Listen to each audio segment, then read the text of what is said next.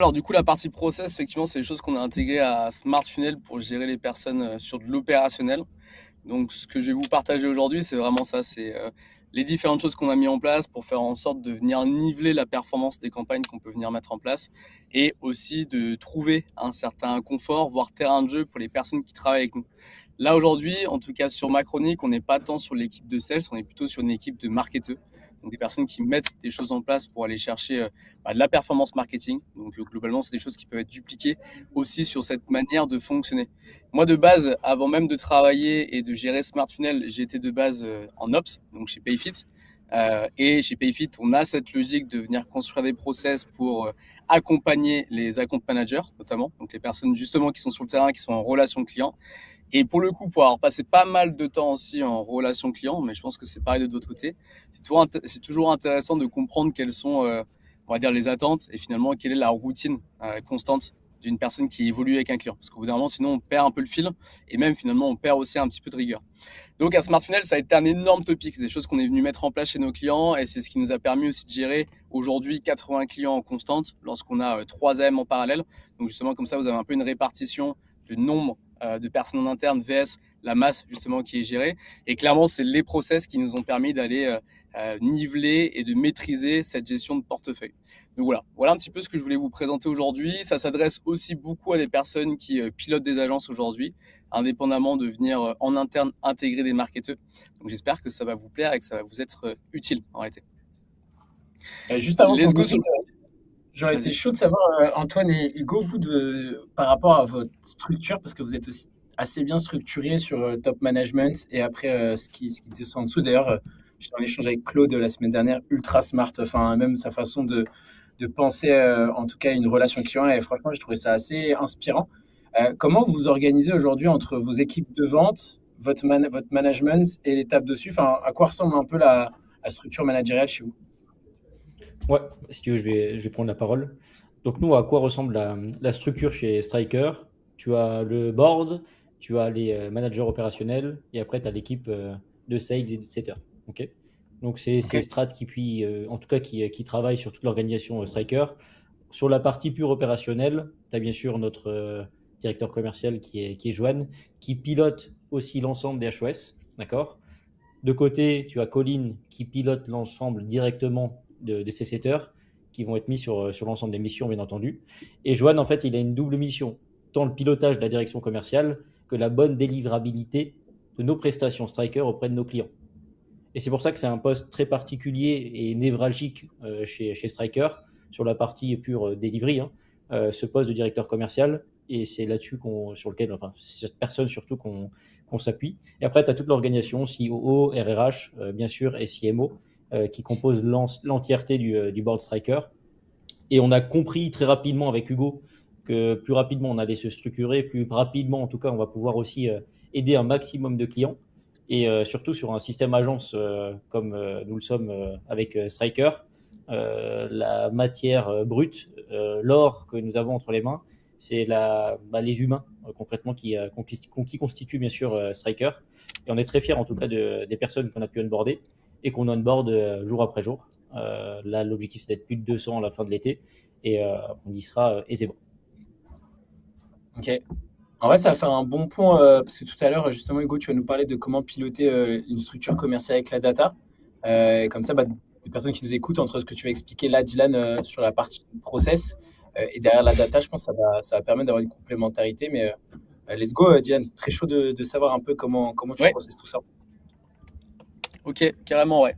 Bah, let's go. Alors, du coup, chez nous en interne, globalement, il y a plusieurs rôles. Il y a des personnes qui s'occupent du prompting, il y a des personnes qui s'occupent de l'intégration directement des campagnes, il y a des assistantes sur la campagne, enfin bref, globalement, et c'est valable pour des équipes marketing. Très souvent, on a un copywriter, on a un intégrateur, on va avoir un stratège qui va définir l'architecture et une personne qui va gérer la relation client. C'est très souvent comme ça que les équipes market un petit peu s'organisent, étant donné qu'il y a pas mal de sujets à traiter. Chez nous, c'est organisé de la manière suivante, c'est-à-dire que du point de vue client, on top, il n'y a qu'une seule personne qui fait cette fameuse relation client. C'est-à-dire que toutes les personnes qui travaillent autour de la campagne, que ce soit moi comme finalement demain un prompteur ou encore un cop ou n'importe qui finalement qui travaille autour, n'ira pas directement échanger avec le client. On a toujours un point d'accroche qui est l'account manager, qui est finalement le project manager, qui est la personne qui va délivrer la prestation auprès du client, qui va gérer 100% de la relation client. Ça, c'est assez important en tout cas à scoper. Il y a beaucoup d'agences que j'ai pu voir fonctionner avec des Slack ou des WhatsApp où genre il y a juste 40 personnes à être dans la conversation et le client échange avec l'un puis avec l'autre, etc. Chez nous, justement, on est venu simplifier un petit peu tout ça et centraliser autour de l'AM. Donc, l'account manager chez nous, c'est la personne qui gère la relation client, c'est la personne qui vient scoper la campagne dans la globalité et c'est un petit peu le carrefour en réalité entre le client et finalement tout ce qui va être intégré sur la campagne. Donc ça, pour le coup, ça a été un déclencheur, justement, de comment on vient scoper les différents rôles.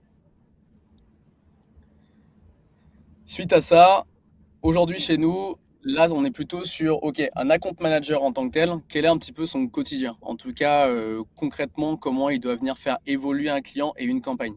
Chez nous, la sortie, donc l'entrée d'une campagne, le point A, c'est l'onboarding. La sortie d'une campagne, c'est un upsell ou c'est une mise en autonomie. Forcément, tout nos travail et toute la relation de l'AM avec son client va être orientée vers l'upsell parce que l'upsell égale satisfaction client. C'est vraiment pour nous, c'est mathématique. En tout cas, c'est l'équation parfaite. Si le client achète plus, ça veut dire qu'il est satisfait. S'il est satisfait, le client est censé pouvoir intégrer plus de choses sur sa campagne et finalement acheter plus. C'est comme ça que l'AM est aussi incentivé. Donc, c'est-à-dire que globalement, sa rémunération aussi tourne un petit peu autour de cette capacité à venir faire évoluer son portefeuille vers un upsell. Par rapport à ça, derrière, on a 3 grands temps. On a du coup l'onboarding, comme je l'évoquais. On a le run 30 jours, qui est clairement central sur l'intégralité. Puis après, l'upsell. On avait auparavant une structure sur laquelle on renait des clients sur du long terme, donc 6 mois, 9 mois, etc. La plupart du temps, et ça c'est un truc qu'il faut avoir en tête, notamment chez les marketeurs et encore plus chez des agences, c'est que plus le temps de la campagne est long et plus vous vous mettez à risque en réalité. À risque que finalement le client ait une insatisfaction à un moment, que concrètement, potentiellement, le copywriting de l'emailing à certains moments ne soit plus finalement idéal. Le fait de venir raccourcir le run d'une campagne, ça permet à l'AM de se concentrer un maximum sur une zone de communication, donc notamment sur le run de 30 jours. Et derrière, donc là, on va passer juste au prochain visuel. Voilà un petit peu ce que nous, à SmartFunnel, on va venir demander aux AM justement. Ça veut dire que sortie de l'onboarding, qui va durer à peu près une dizaine de jours, on va lui demander en tout cas, de concentrer quasiment 90% de ses efforts autour de 30 jours. Donc, ça veut dire que dans une fenêtre de 30 jours, c'est sur cette partie-là qu'on doit aller chercher la confiance du client. Donc, finalement, tout est organisé autour de ça. Sur cette zone de 30 jours, une fois que les éléments sont mis en place, l'AM doit avoir une surcommunication auprès du client. Donc, on le voit sur la première partie entre 0 et 15 jours. Dès lors qu'il a pris la première confiance du client avec des signaux positifs sur la campagne, il va commencer à prendre une autre posture, plus simplement de run, mais finalement de stratège, qui va lui permettre d'aller travailler une zone d'upsell sortie du 30 jours. Et ça, pour le coup, c'est un process qu'on a chez nous. C'est un truc qu'on regarde toutes les 2 semaines minimum avec les AM et qu'on essaie de rôder justement autour de tout ça. Donc, derrière tous les outils, donc notamment les CRM, les GHL, etc., sont organisés autour de la décomposition que vous avez sous les yeux. Genre un AM, quand il se connecte sur son portefeuille, il est censé comprendre qui est en run 15 jours, 21 jours, 30 jours. Et suite à ça, les actions au petit matin vont vraiment être différentes d'un compte à l'autre. Le dernier petit sujet, c'est sur ce run de 30 jours. Et là, c'est globalement le scope qu'on donne aux AM. C'est en tout cas aux marketeurs, c'est concrètement, trop bien, il faut que je surcommunique, mais qu'est-ce que je vais venir shooter à mes clients? Et bien, c'est pareil. Ici, on vient sortir toute une documentation sur les éléments au quotidien qui peuvent venir partager aux clients, une sorte de routine et rituel qu'il va avoir auprès du client pour récupérer de l'information et repousser de l'information. Le but en réalité auprès du client sur cette zone de 30 jours, c'est qu'il ait l'impression qu'on soit extrêmement proche de la campagne, ce qui est une réalité pour le coup, et qu'il sente aussi des évolutions quotidiennes quasiment sur les choses qu'on est venu intégrer. Et c'est là où justement on va venir récupérer la confiance du client et qui va nous permettre demain de prendre une posture qui va être différente, notamment d'expert, et de venir conseiller des choses à intégrer globalement. Donc voilà un petit peu comment ça fonctionne à SmartFunnel. Là, c'est vraiment dans cette idée d'avoir du run de campagne, donc avec une entrée et une sortie, avec plusieurs choses qui viennent aussi intégrer et se faire intégrer sur un client. Donc je serais chaud de savoir un petit peu ce que vous en pensez, les gars. Ouais. Si vous voulez, je peux déjà prendre la parole. Ouais. J'apprécie beaucoup comment vous voyez aussi comment vous centrez en tout cas le système par rapport aux clients. Et je pense que c'est un choix stratégique que vous avez fait de mettre, c'est un AM, c'est comme ça que tu l'appelles? Ouais. Ouais, c'est ça. Qui vient échanger lui-même qu'avec le client. D'une part, ça te permet de catalyser en tout cas l'ensemble des informations pour le client et ça lui évite Mm. d'avoir une multiplicité d'intervenants. Il catalyse aussi le savoir. Ensuite, ce que j'ai beaucoup aimé, et c'est dans votre courbe, c'est la surcommunication pour dire je suis là auprès de toi, marquage à la culotte, hein, comme on aime bien le dire au football. Et derrière, vous mettre en posture d'autorité qui vous permet de l'upsell demain. Enfin, je trouve ça hyper malin, en tout cas, comment vous l'amenez, comment vous l'avez processisé. Euh, et on a un modèle un peu identique, quand ce que je disais aussi Ouais. avant, c'est tant responsable du delivery que de la gestion du projet aussi. Donc, ouais, hyper intéressant. Merci en tout cas. Et de le matérialiser, notamment avec de la data comme ça, je trouve ça très bien. Donc, bravo, mon cher Dylan. Ouais, Et avec pardon, plaisir. ouais. Et globalement, il y a. Ouais, bah, au pire, je te laisserai reprendre. Mais dans l'idée, il y a. En tout cas, on a pu avoir un run qui était différent auparavant. C'est-à-dire qu'il y a 2 ans, je pense, 3 ans, on avait vu le truc un peu plus. D'ailleurs, des choses que j'ai pu apprendre dans d'autres boîtes, mais vraiment de manière chaîne de production. C'est-à-dire que chacun est à sa place et que chacun se Mhm. renvoie la balle et que chacun est responsable d'une partie du projet, tu vois. Et ça, c'est super stylé, je pense, dans d'autres scopes. Peut-être où justement, tu as un SaaS central qui est super puissant et qui permet vraiment de décortiquer les différentes étapes et du coup d'avoir le SaaS limite qui est responsable de l'ensemble de la delivery. Mais le problème de ça, c'est que bah, finalement, vu que chacun est responsable d'un petit scope, tu as un peu la contrainte à la fin de bah, s'il y a un truc qui casse dans la globale ou il y a un truc qui va pas ou un client qui est mécontent, qui est réellement responsable derrière. Du coup, on a pivoté les trucs. Au lieu d'avoir quelque chose d'horizontal, on a fait vraiment un truc vertical avec une tête qui porte le projet et où par contre ces missions quotidiennes de production sont très légères, tu vois, pour qu'ils se concentrent à 80% avec le client arrêté. Bravo. Dans votre degré de communication, les gars, parce que enfin, vu qu'on bosse sur pas mal de clients ensemble, j'ai pu voir de loin ou même entendre en informant auprès de vos équipes que vous avez aussi un suivi niveau com qui est assez avancé. Vous, comment ça fonctionne globalement sur le degré de communication avec vos clients? Parce que, juste pour fermer la boucle sur ma question, dans les agences de vente, souvent, c'est bon, mais il y a un point de restitution à la fin, on fait les comptes et ciao. Là où vous, il y a vraiment, au-delà du résultat, il y a vraiment une compréhension pour comprendre pourquoi on allait chercher les résultats et comment on peut aller chercher plus la prochaine fois. Ouais, et cette phase, elle commence. Hugo, je te laisse y aller. Ouais. Et- Ce qui est marrant, c'est que dans notre fonctionnement, en fait, on est très proche de vous. Vous avez un account manager. Nous, on a un head of sale en fait, qui va superviser la relation. Tu as parlé de Claude, Ouais. justement, qui est un de nos head of, qui n'est pas une IA. Il faut le préciser maintenant. En fait, le fonctionnement, il est vraiment très proche avec créer vraiment la relation au début avec le client. Nous, on fait un audit, restitution de l'audit. Ensuite, il y a la phase de run. Juste, on est vraiment dans la partie opérationnelle. Et ensuite, nous, c'est fin de mission, globalement, généralement. C'est fin de collaboration quand on a fait notre temps fort avec la restitution et on définit en fait les next steps. Donc, globalement, le parcours, il est vraiment très proche de ce que vous avez, vous, avec une pierre angulaire qui est chez nous le head-off, chez vous qui est l'AM. Et on a vu cette réflexion d'ailleurs de mettre potentiellement un AM aussi en place plutôt qu'un head-off pour superviser la gestion des comptes. C'est ce qu'on n'a pas fait parce qu'il y a une partie opérationnelle à gérer qui ne gérait pas. Mais c'est marrant parce que on a deux business qui sont quand même vachement différents et dans nos visions, Mhm. dans nos réflexions, le parcours client, le process sont très proches. Donc ça veut dire qu'on n'est pas trop mauvais dans ce qu'on fait parce que je pense qu'on a itéré nos stratégies et qu'on a mis ce qu'il y avait de mieux en place.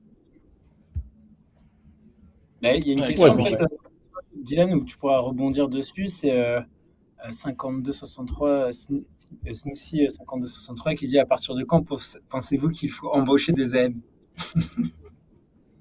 À partir de quand il faut embaucher des AM? euh, Je sais pas en vrai. Je sais pas exactement quand. En réalité, c'est plutôt une question de load. Enfin, globalement, sur la c'est plutôt du coup la question de quand est-ce qu'on passe de freelance limite autonome à du coup une agence, parce que du coup c'est quand tu deviens une agence que tu es censé avoir des personnes derrière. Parce que enfin chez nous en tout cas avec Eddie, un AM c'est vraiment le métier que moi je pouvais faire auparavant. Imaginons en étant solo. Lorsque Eddie était en sales, moi j'étais en AM. Aujourd'hui, Eddie est parti en head of sales entre guillemets avec pilotage de l'équipe sales. C'est des gens qui gèrent le sales aussi en partie. Lorsque moi je suis passé, on va dire, en head of prod avec des AM qui reprennent le métier. Donc globalement, c'est juste une question de load. Et en vrai, pour le coup, il y a quand même un intérêt très vite, je pense, à avoir des AM. Mais je pense que l'un des triggers, c'est déjà de maîtriser son métier. Une fois qu'on a maîtrisé son métier, qu'on a un POC qui est validé par par le marché, qui est fonctionnel, qui apporte des résultats, là, ça peut commencer à devenir intéressant de le processiser et d'avoir du coup des personnes qui reprennent le métier en tant que tel, qu'on a maîtrisé. Je pense qu'avant, c'est un peu compliqué si on n'a pas de POC. Ouais. Ok. Ah bah, ultra intéressant sur la partie IM. Et juste peut-être pour conclure, est-ce que tu penses, par rapport à ton expérience que tu as eue chez Payfit, notamment que ce type de process, finalement, pourrait fonctionner avec des plus grandes équipes? Parce que là, on parle de petites équipes, de 4, 5 AM. Est-ce que tu penses que c'est quelque chose qui s'applique qui pourrait s'appliquer pour des plus grosses boîtes ou d'autres secteurs? Ouais. Tu as parlé de l'exemple du SaaS où tu disais peut-être que c'est pas aussi pertinent que ça. En tout cas, le modèle que tu as pu présenter là, ouais, tu penses que jusqu'où tu peux aller avec cette Ouais. typologie de structure? Bah, il peut y avoir après, tu peux rajouter des couches en réalité sur notre modèle. Je pense que la différence entre du coup le SaaS et l'agence, c'est que le SaaS, tout est orienté autour du produit. Et c'est vraiment la grosse différence. C'est-à-dire qu'un SaaS, c'est à quel point m'appelle est de qualité en vrai. Lorsque finalement une agence, c'est à quel point les mecs qui sont équipés vont me chercher du résultat tangible, genre du chiffre d'affaires, du ROI, de la conversion, etc. Donc en vrai, à partir de là, moi, demain, l'AM, il va plutôt prendre une casquette de consultant. Si, imaginons, tu vois, le produit se complexifie ou se masterise, etc. Ce sera plutôt ça, tu vois. Du coup, tu auras un consultant qui arrivera. D'ailleurs, comme tu as beaucoup dans de grandes boîtes aujourd'hui qui prennent un petit peu cette orientation-là, et du coup, l'AM vient faire, en gros, c'est un facilitateur de l'adoption de notre solution auprès du client. Demain, ce sera ça, tu vois. Donc, je pense que le métier sera toujours le même. Le but, c'est qu'au fur et à mesure, plus ça va et moins il a de tâches opérationnelles à gérer et qu'il soit dans la relation client à quasiment 80% du temps. Ce qu'on pourrait faire pour venir en tout cas le délester un petit peu de tout ça, c'est peut-être de l'accompagner d'un assistant, un bras droit, tu vois, sur ces campagnes, où vraiment tu aurais une personne qui gère l'opérationnel et l'autre, du coup, l'AM, le consultant qui passe 90% de son temps avec le client. Je pense que c'est un petit peu ce qui pourrait exister, tu vois. Ok. Ouais, pour qu'il puisse en fait être sur sa zone de génie, amener de la performance au projet et au client, quoi. Et pour répondre aussi à la question que tu évoquais, Eddy, parce que c'est intéressant, parce que c'est un sujet aussi auquel on fait face chez Striker, de savoir jusqu'à où tu peux dupliquer ce modèle. Je pense que tout réside dans la culture d'entreprise que tu crées dès le début. Et ça va être ça le vrai liant entre chaque AM chez vous ou nous, les HOS, de savoir sa mission et savoir jusqu'où il peut aller aussi en dehors de sa mission et de son scope et de comment il peut s'amuser aussi là-dedans. Et ça, c'est ce qui te fait aussi, je pense, grandir plus ou moins vite. Ouais. Et encore, il n'y a pas de science exacte. Hein. Je ne peux pas te donner des donneurs leçons, c'est plus on vous dit ce qu'on a vécu. Et je ne peux pas vous dire, tiens, faites ça parce que c'est la meilleure solution. On vous transmet Smart Funnel comme Striker, notre expérience qu'on peut avoir dans nos boîtes. Après, à vous de créer aussi vos chemins. Mais on peut le voir, nos deux modèles, on a suivi une croissance presque identique. Nos deux modèles se ressemblent fortement. Donc, il y a peut-être des points d'accroche à trouver là-dedans, quoi.